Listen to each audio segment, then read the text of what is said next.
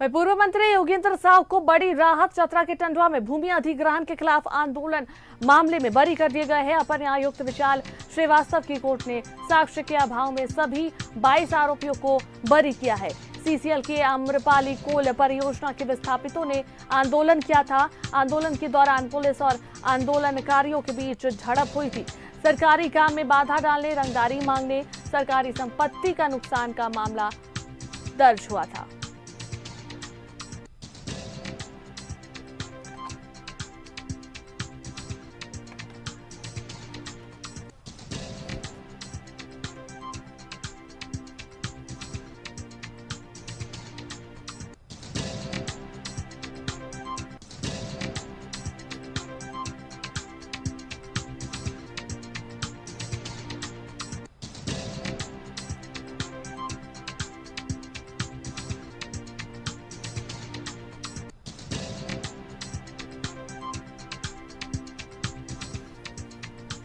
और इस पर अधिक जानकारी के लिए हमारे संवाददाता दीपक जुड़े, सीधा उनका रुख करते हैं। दीपक, देखिए, पूर्व मंत्री योगेंद्र साव को बड़ी राहत मिली है। चतरा के टंडवा में भूमि अधिग्रहण के खिलाफ आंदोलन मामले में जो है उन्हें बरी हो गए हैं। क्या कुछ फिलहाल बातें आ रही है, क्या कुछ अपडेट आ रहा है? जी बिल्कुल, देखिए, ये जो पूरा मामला है साल 2015 का है और चतरा के टंडवा में कोल परियोजना के तहत जो वहाँ पे जमीन अधिग्रहण किया गया था, उस जमीन अधिग्रहण के विस्थापित जो थे उनके द्वारा वहाँ पे प्रोटेस्ट किया जा रहा था और उस प्रोटेस्ट में पूर्व मंत्री योगेंद्र साव भी पहुंचे थे। और उसी में जब प्रोटेस्ट चल रहा था तो उस दरमियान कई बार टकराव की भी स्थिति उत्पन्न हुई प्रशासन और विस्थापित जो आंदोलनकारी थे उनके बीच, और हल्की फुल्की झड़प भी हुई थी। इसको लेकर के टंडवा पुलिस में प्राथमिकी दर्ज कराई गई थी। इसमें कई प्राथमिकी दर्ज हुई थी। कुल योगेंद्र साव बता रहे हैं कि 4 प्राथमिकी दर्ज कराई गई थी, जबकि घटना एक ही था।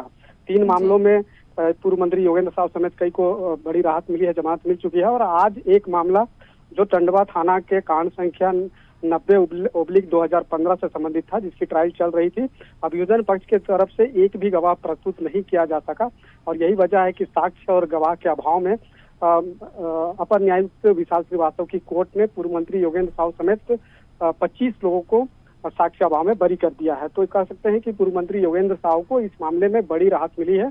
और जिस तरीके से ये पूरा मामला था, जिस तरह से हमने बताया भी कि वहाँ पे कोल इंडिया परियोजना के तहत आम्रपाली परियोजना के द्वारा जो भूमि अधिग्रहण किया गया था और उनके विस्थापित वहाँ पे आंदोलन और प्रोटेस्ट कर रहे थे। इसी दरमियान पुलिस और विस्थापित आंदोलनकारियों से झड़प भी हुई थी और इसी मामले को लेकर टंडवा थाना में प्राथमिकी दर्ज कराई गई थी। इसके अलावा जब इस मामले की जांच हुई तो तत्कालीन जो सीआईडी के जो एडीजी थे अनिल पाल्टा, उनके द्वारा भी एक जांच का आदेश दिया गया था, जिसमें ये पाया गया था कि जो अनुसंधानकर्ता जो 2 दरोगा थे, उन्होंने साक्ष्य से छेड़छाड़ करने का उस पर आरोप लगा था।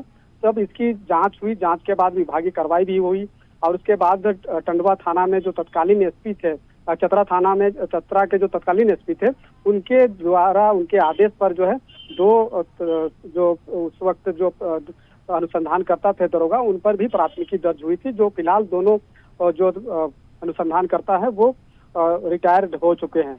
तो कहीं ना कहीं ये पूरा मामला था जो विस्थापित को लेकर के, जिस तरह से वहाँ पे पोल्यूशन बड़े पैमाने पे हो रही थी और इसी को लेकर के मुआवजा की मांग को लेकर वहाँ पे प्रोटेस्ट किया गया था। लेकिन कई तरह के धारा लगा करके प्राथमिकी दर्ज कराई गई थी और जब मामला न्यायालय में पहुंचा तो अभियोजन पक्ष यानी कि जो पुलिस के द्वारा जो कंप्लेंट किया गया था, जो प्राथमिकी दर्ज की गई थी, जो आरोप लगाया गया था, तो उस आरोप को अभियोजन पक्ष सिद्ध नहीं कर पाए। कह सकते हैं कि एक भी गवाह कोर्ट में प्रस्तुत नहीं कर पाए, जिसको लेकर के एक बड़ी राहत जो है पूर्व मंत्री योगेंद्र साव समेत 25 को मिला है। जी चलिए, बहुत बहुत धन्यवाद दीपक तमाम जानकारियों के लिए। देखिए, टंडवा में 2015 में 16 में 4 केस हुआ था। एक ही घटना को 4 केस किया था पुलिस, चूंकि वहाँ उगाही कर रही थी और कंपनी और नक्सल सब मिल करके लोग गठजोड़ करके वहाँ पैसा उगाही कर रहे थे। जनता के द्वारा वहाँ पर उचित मांग को लेकर के अपना धरना पसंद चल रहा था, उसमें हम गए हुए थे, मेरी वाइफ उसमें मिले थी, वो भी गई हुई थी।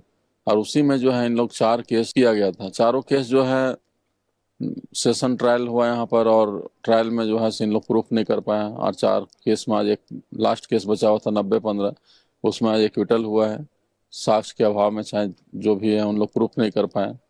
इस तरह से कंपनियों द्वारा जो है सो इलीगल केस जनता पर करते रहती है। अब तो हम लोग तो कन्विक्टेड भी हुए हैं 2-4 केस में, तो अब लोग जिस तरह से आंदोलन के केस में इस तरह से कन्विक्शन हो जाना, ये भी एक चिंता का विषय है, क्योंकि अपने हक अधिकार के लिए कोई भी आदमी प्रोटेस्ट के लिए आगे नहीं बढ़ेगा।